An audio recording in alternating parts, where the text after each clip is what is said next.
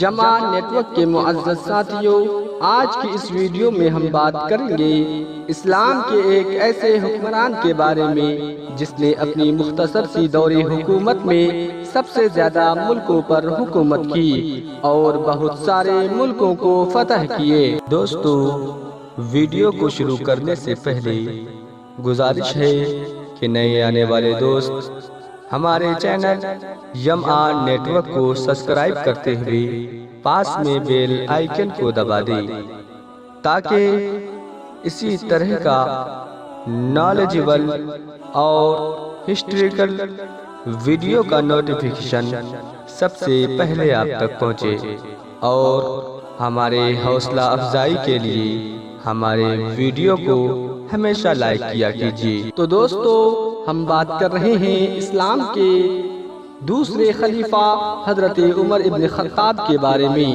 حضرت عمر کی پیدائش 584 عیسوی میں مکہ شہر میں ہوئی، جو آج سعودی عرب میں موجود ہے۔ حضرت عمر پیغمبر اسلام حضرت محمد مصطفیٰ صلی اللہ تعالی علیہ وسلم سے عمر میں 13 سال کے چھوٹے تھے۔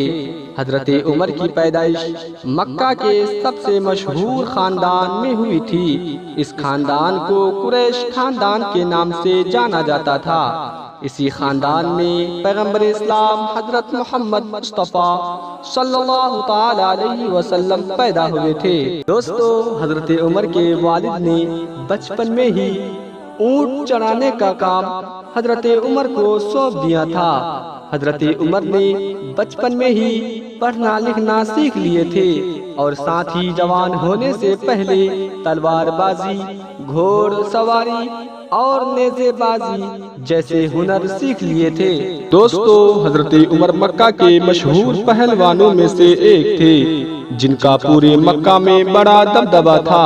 حضرت عمر سالانہ پہلوانی کے مقابلے میں حصہ لیتے تھے اور ان سے کوئی بھی پہلوان جیت نہیں پاتا تھا۔ دوستو، حضرت عمر اسلام قبول کرنے سے پہلے اسلام کے کٹر دشمن تھے، اسی لیے پیغمبر اسلام محمد مصطفیٰ صلی اللہ تعالی علیہ وسلم اور مسلمانوں کا ویرود کرتے تھے۔ پیغمبر اسلام حضرت محمد مصطفیٰ صلی اللہ تعالی علیہ وسلم نے ایک دن کعبے کے پاس جا کر دعا کی کہ اے اللہ، عمر یا ابو جہل میں سے ایک جو تجھ کو پیارا ہو اسے ہدایت دے۔ دوستو، یہ دعا حضرت عمر کے حق میں قبول ہو گئی۔ حضرت عمر ایک بار پیغمبر اسلام محمد مصطفیٰ صلی اللہ تعالی علیہ وسلم کے قتل کے ارادے سے نکلے تھے۔ راستے میں نعیم نام کا ایک شخص ملا جس نے حضرت عمر کو بتایا کہ ان کی بہن اور بہن بھی اسلام قبول کر چکے ہیں۔ حضرت عمر غصے میں آ کر بہن کے گھر چل دیے۔ وہ دونوں قرآن پاک کی تلاوت کر رہے تھے۔ حضرت عمر ان سے قرآن مانگنے لگے مگر انہوں نے منع کر دیا۔ حضرت عمر غصے میں آ کر ان دونوں کو مارنے لگے۔ ان کی بہن نے کہا ہم مر جائیں گے لیکن اسلام نہیں چھوڑیں گے۔ بہن کے چہرے سے خون ٹپکتا دیکھ کر حضرت عمر کو شرم آئی اور غلطی کا احساس ہوا۔ اس کے بعد حضرت عمر نے کہا کہ میں قرآن پڑھنا چاہتا ہوں اور وعدہ کیا کہ اس کی بے حرمتی نہیں کروں گا۔ جب حضرت عمر نے قرآن پڑھا تو کہا یہ یقیناً اللہ کی کتاب ہے، یہ کسی انسان کی نہیں ہو سکتی۔ دوستو، ایک چمتکار کی طرح سے حضرت عمر قرآن کے صحیح ہونے کو مان لیے۔ پھر پیغمبر اسلام حضرت محمد مصطفیٰ صلی اللہ تعالی علیہ وسلم کے ہاتھوں اسلام قبول کیے۔ پیغمبر اسلام حضرت محمد مصطفیٰ صلی اللہ تعالی علیہ وسلم کو اور باقی مسلمانوں کو بہت خوشی حاصل ہوئی۔ دوستو، حضرت عمر نے اسلام قبول کرنے کے بعد انہوں نے اعلان کیا کہ اب سب مل کے نماز کعبے میں پڑھیں گے، جبکہ حضرت عمر کے اسلام قبول کرنے سے پہلے کوئی سوچ بھی نہیں سکتا تھا۔ حضرت عمر کو اسلام میں دیکھ کر پیغمبر اسلام حضرت محمد مصطفیٰ صلی اللہ تعالی علیہ وسلم کے دشمنوں میں کوہرام مچ گیا۔ اب اسلام کو عمر نام کی ایک تیز تلوار مل گئی تھی جس کو دیکھ کر سارا مکہ کانپتا تھا۔ حضرت عمر نے اسلام قبول کرنے کے بعد بہت سارے کارنامے انجام دیے۔ دوستو، جب پیغمبر اسلام حضرت محمد مصطفیٰ صلی اللہ تعالی علیہ وسلم اس دنیا سے ظاہراً وفات کر گئے تو مسلمانوں کو ایک خلیفہ کی ضرورت پڑی، تو صحابہ کرام کے مشورے سے حضرت ابو بکر صدیق رضی اللہ تعالی عنہ کو خلیفہ بنایا گیا۔ حضرت ابو بکر صدیق رضی اللہ تعالی عنہ 2 سال تک خلافت کیے، پھر حضرت ابو بکر صدیق بھی اس دنیا سے ظاہراً وفات کر گئے۔ پھر صحابہ کرام نے مشورے کیے، پھر حضرت عمر کو اپنا خلیفہ بنایا۔ دوستو، حضرت عمر نے اپنی 10 سال کی مختصر سی حکومت میں آدھی دنیا پر حکومت کی۔ عراق، ایران جیسے بڑے سلطنتوں کو فتح کر کے ان کا گھمنڈ توڑ دیا۔ حضرت عمر مسجد اقصی فتح کرنے والے پہلے شخص تھے۔ حضرت عمر کی آدھی دنیا پر حکومت ہونے کے باوجود سادگی کے ساتھ زندگی گزارا کرتے تھے۔ ان کے پاس ایک بھی نیا کپڑا نہیں تھا۔ ان کے ہر کرتے میں 10 سے زائد پیبند لگے ہوئے ہوتے تھے۔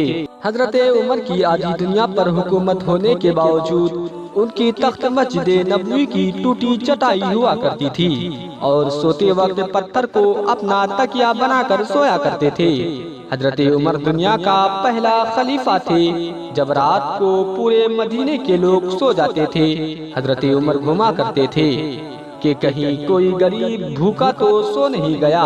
حضرت عمر کہا کرتے تھے، اگر دریائے دجلہ کے کنارے کوئی بھی کتا بھوکا مر جائے تو اس کا حساب بھی قیامت کے دن عمر سے لیا جائے گا۔ دوستو، حضرت عمر نے بہت سارے ملکوں پر فتح حاصل کرنے کے بعد بہت سارے قوانین کا ایجاد کیے جو آج بھی ہر دیش میں موجود ہے۔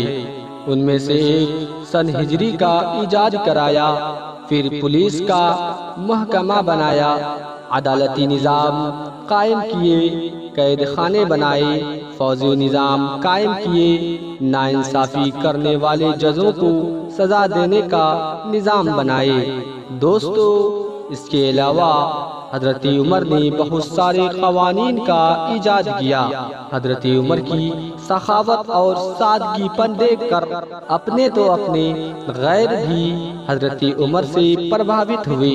ان میں سے ایک گاندھی جی بھی ہے۔ دوستو، 1937 عیسوی میں بھارت میں کانگریس کی سرکار بنی۔ گاندھی جی نے اپنے وزیروں کو سادگی کا مشورہ دیتے ہوئے کہا کہ میں رام چندر اور کرشن جی کا حوالہ نہیں دے سکتا، اس لیے کہ وہ تاریخی ہستیاں نہیں تھی۔ میں مجبور ہوں کہ سادگی کی مثال کے لیے حضرت ابو بکر اور حضرت عمر کا نام پیش کرتا ہوں۔ وہ بہت ہی بڑی سلطنت کے مالک تھے، پھر بھی انہوں نے اپنی زندگی کو سادگی کے ساتھ گزاری۔